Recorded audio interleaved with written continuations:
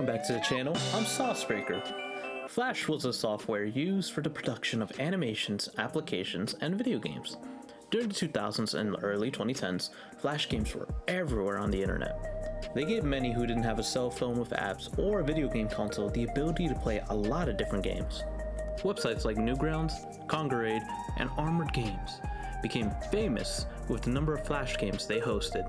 Some notable Flash games are Farmville, Co-op, and Club Penguin. While these games are famous, and you might have some Flash games of your own that you think about, what about the creators of these Flash games? We know that Club Penguin and Toontown were created by Disney, but what about those games that are not owned by a household name like Disney? This is going to be our goal for the video. I will be looking at 8 Flash games for this video. I will be giving you a basic overview of the game and the gameplay, then where the game was played or where it can be played, its release date, and other games that the creator has made, or any history of the development of the game that is known about it. Lastly, any socials with the creator. One last thing before we move on though. Please remember that these are people. Some of these creators have moved on with their lives, and it's not best to pick your nose in their business as I did. All the information I pulled here is public information that I found on the internet, and with that being said, let's go ahead and dive into these Flash games.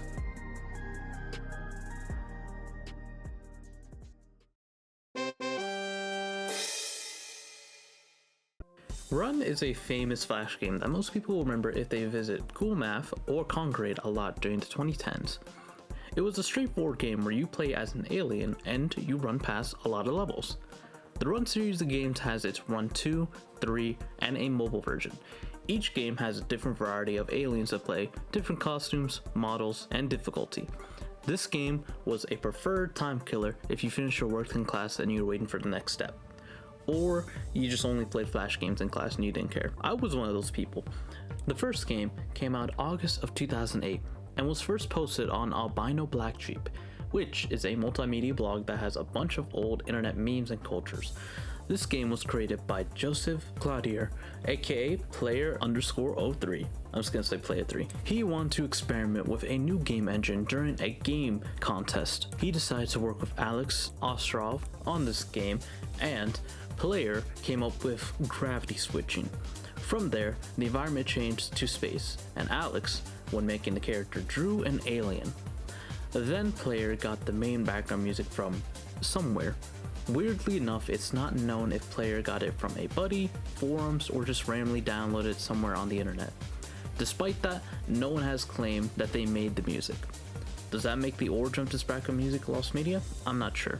Regardless, Player 3 has a YouTube channel that he sometimes posts random videos, and about 3 months ago at the time of writing this, has streamed a 10-year anniversary for Run 3. As of today, it seems he is working on Run 1 and getting it back up and running on HTML5. As for Alex, I wasn't able to really find much information about them. The only thing I could find was their username belonging to them as XELAO or 0, and it seems that Alex was just a guy Player might have just paid or knew, but wasn't really part of the team. Shopping Cart Hero is a launcher Flash game where you push a shopping cart down a hill and try to go as far and high as possible. You can carry others with you and do tricks in the air and eventually upgrade your cart to the max. It's a very simple game. If you played something like Burrito Biston or Learn to Fly, you played something similar to Shopping Cart Hero. The game was created on February 5th, 2009 by Monkey Want Banana. I'm not sure if the first games were made by one person or if this entity was already a business, but as of today, they have made 5 games of the Shopping Cart Hero and 2 other games. They seem to still be working on Shopping Cart Hero 5, and I was unable to find much on the people that work at Monkey and Banana, other than that they're just located in the US, and they might have like 10 plus people working there. They are a private company, so that's pretty much all we have at this time. CQC, short for Close Quarter Combat, is a run and gun Flash game that kinda has the feel of a Resident Evil game. You play as a soldier of CQC, in which your team has been sent out to a secret lab building without a clear briefing. You know something must have gone wrong in the building. Once you're in, you come face to face with zombies, and later tasked with blowing up the reactor. It's a pretty basic game, not too heavy on the story being told, and the controls are really good for the type of game it is. The game was released on November 26 of 2007 on Arcade Bomb, which is a Flash game website. The creator, Jackie Riowen, although there is no information about the development of this Flash game, nor any other Flash games made by him, it seems they have continued to create games and are in the video game industry, most notably being a part of the animation team for Cyberpunk 2077. Boxhead is a 8-series game. Its gameplay is a survival wave game. You play as some basic characters unaliving the unalive. The first game has you save citizens from these zombies, then every other game afterwards follows you surviving waves of zombies and adding co-ops and versus to it. They even made an online game called Boxhead Bounty Hunter that was created by Sean Cooper and XGen. Sean Cooper started in the game industry in 1987.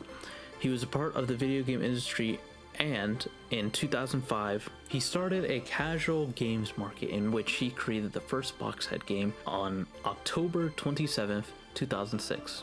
Lately, it seems he's more involved in modeling and creating engines for AI and other technology than just gaming. Think Thing is a run-and-gun shooter game that is most similar to Madness games. The first game was released on August 28, 2005, and having 4 main games and 5 arena games, this was one of my personal favorites as a kid.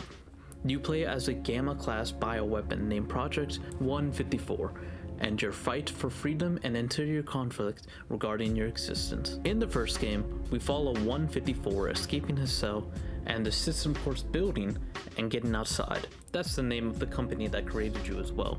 The second game follows up after the first, in which you have to go through a city and fight another bioweapon sent to kill you, named Zeus.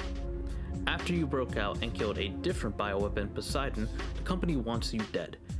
After defeating Zeus, 154 goes on a self-imposed exile, but somebody sends a communication to 154 saying that I know what you are. Once you meet with this person, you find out they are Project 153 and were also sent to kill you. During your fight with him, he cast 154 into a sub-zero system, of course service tunnel, and at the end of the tunnel is a bio-waste disposal chamber that has a dragon.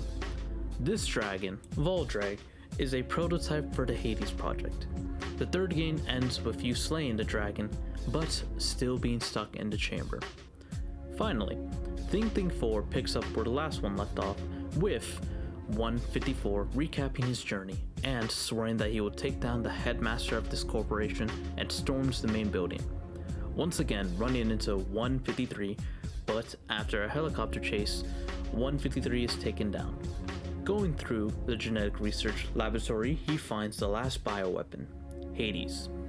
Hades looks really weak, but after a quick beating, he transformed into a large spider-like mechanical being with a powerful rifle. However, after defeating Hades and storming the final room, 154 is met with a bunch of monitors, and the CEO reveals that he's taking precautions and moves somewhere else. In addition, he plans to end 154 in this room and releases a gas that prevents 154 from regenerating, and a bunch of soldiers are sent to eliminate 154.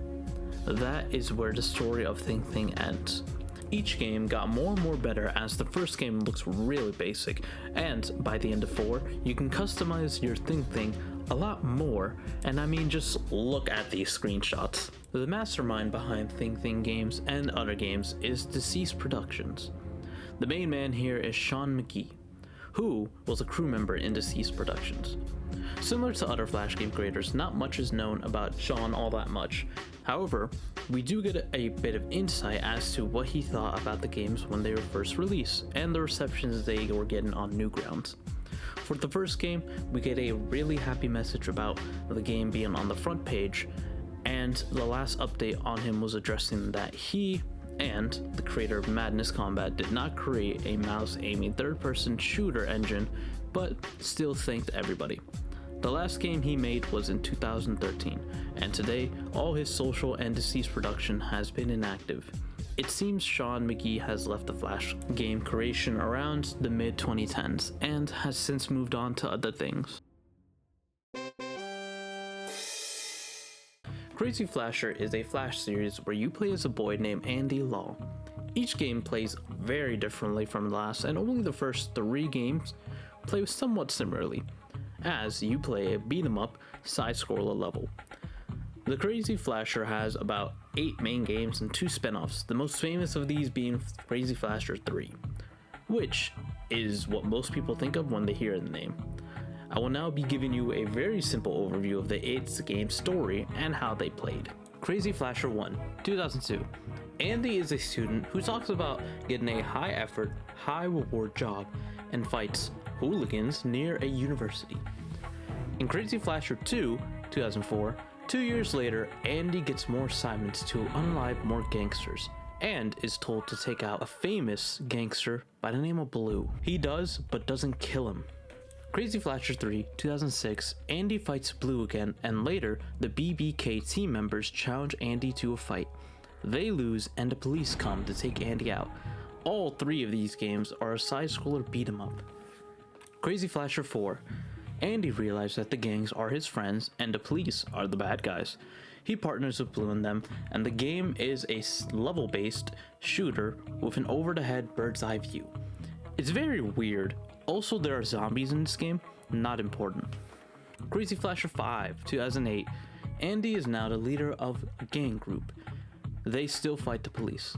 This game is a side-scroller shooter with hordes of enemies. Crazy Flasher 6, 2009. Oh no! Zombies! They're in the tower and you have to kill them. It's a side-scroller shooter with zombies and more levels. Crazy Flasher 7, 2011, zombies again, but hey, you can make your own character. Why? Oh, the game is really an online multiplayer game. Crazy Flasher 8, 2018. I have no idea what the story is, but from what I was able to tell and from gameplay, it seems more the same from 7. This game was also online and a shooter.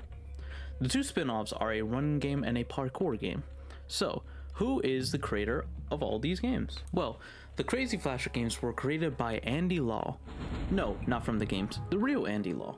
Information about Mr. Law and the Flasher games after 4 is sparse, to say the least. The reason being is that Law and everything surrounding it is in Chinese. Andy Law does have a website with the games he's working on and a YouTube channel with some gameplay of these games. He's still very active in making games, and as of this year, he's made another spin-off, Run 3 and Army Based. Check them out when you have the time.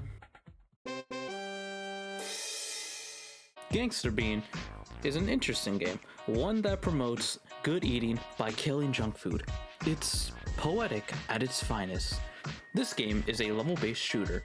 You move right to the end of the stage and fight a couple bosses on the way.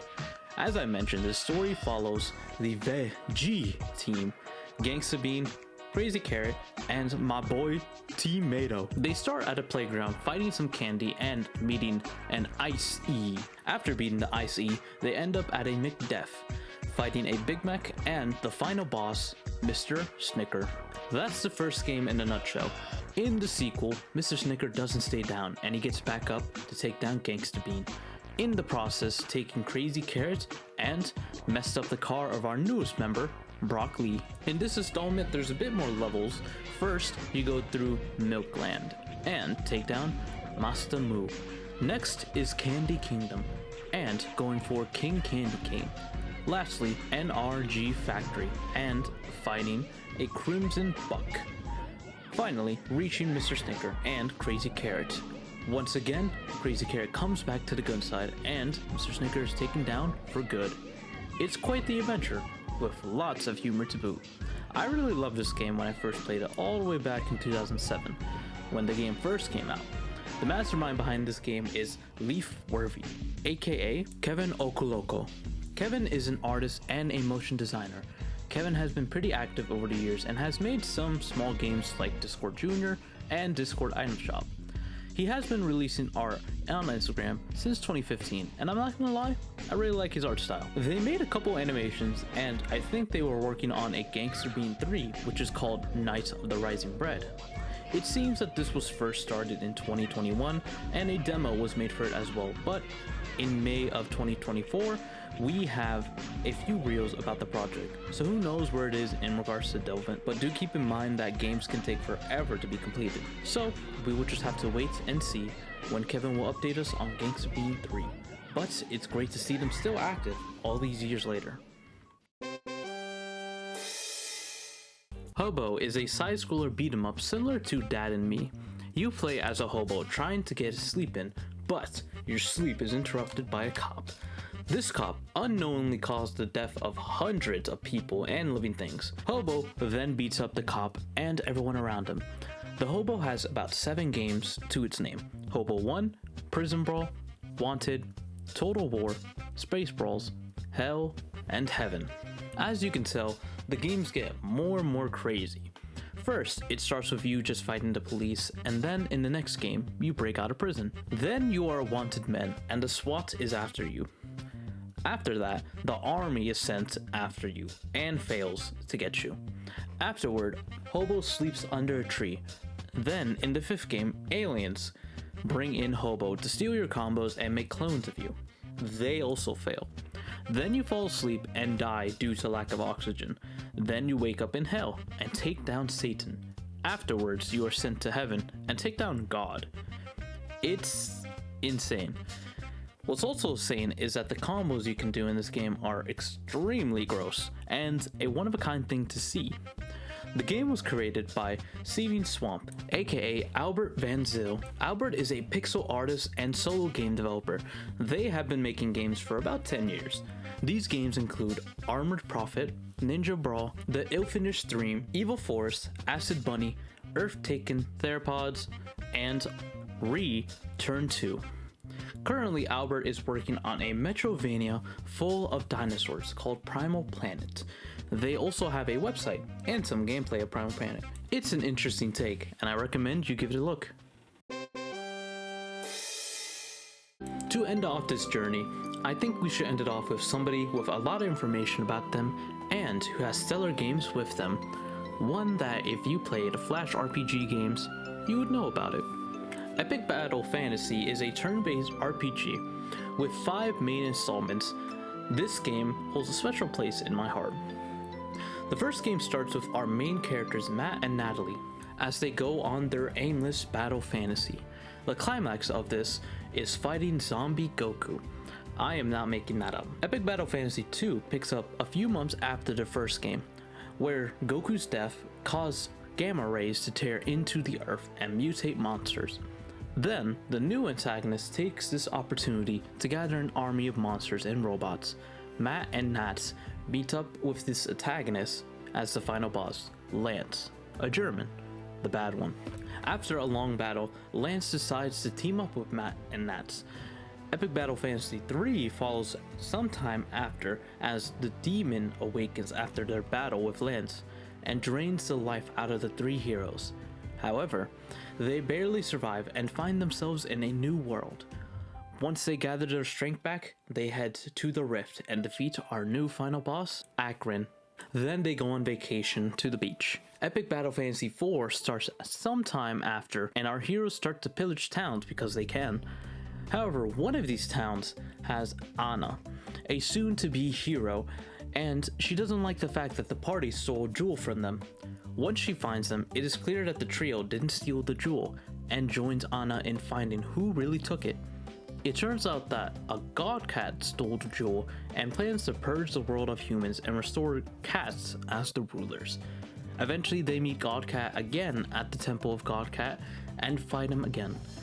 Once they prove their worth, God Cat spares this world and leaves for another, and they all live happily ever after. Epic Battle Fantasy 5 is more of a reboot of the series, where the heroes meet up with each other for the first time. I won't give an overview of this one since I kinda want to play it later in the future, and I think you should too. So who is the creator of this game? Kupo Games, aka Matt Roshnick. Matt is an independent web animator and game designer. Besides Epic Battle Fantasy, he has made other Flash games like Brawl Royale, The Kitten Game, and Mecha Dress Up Game. He has made some Flash animations such as Black Mage and One More Final Battle. Most of his work prior to Epic Battle Fantasy 3, that one included, was programmed with ActionScript 2. His first game was Mecha Dress Up Game, which was made all the way back in 2008. And fun fact, I actually remember playing this game and liking it, but I had no idea that it was made by Matt until researching this. Funny enough, I had both Epic Battle Fantasy and Mecha as games to look into prior to making this video. But moving on, Epic Battle Fantasy and other games made by him are all available on Steam and on their website, Hobo Games. Lastly, there are 2 interviews about Matt that he has done with Blue Maximin and Critical Hit. I recommend giving them a look, as it's very interesting to see a little bit of an insight of one who was in the Flash game creation sphere. So we have reached the end of this expedition. I hope you enjoyed learning about some of these Flash game creators as much as I have. Despite the death of Flash, many of these games still hold up and are remembered many years after they came out. Though, that doesn't mean that you can't play these Flash games anymore. Some of these games can be played with Ruffle, or maybe archived in Flashpoint and can be played there. Of course, please do remember that these are people. Some of these creators have moved on with their lives, and it's best not to pick your nose into their business as I did. Remember to subscribe and comment if you like this kind of content from me. I also have a Discord server as well, where you can interact with me about Cult of the Lamb or other Flash games. Until then, I will see you guys next time.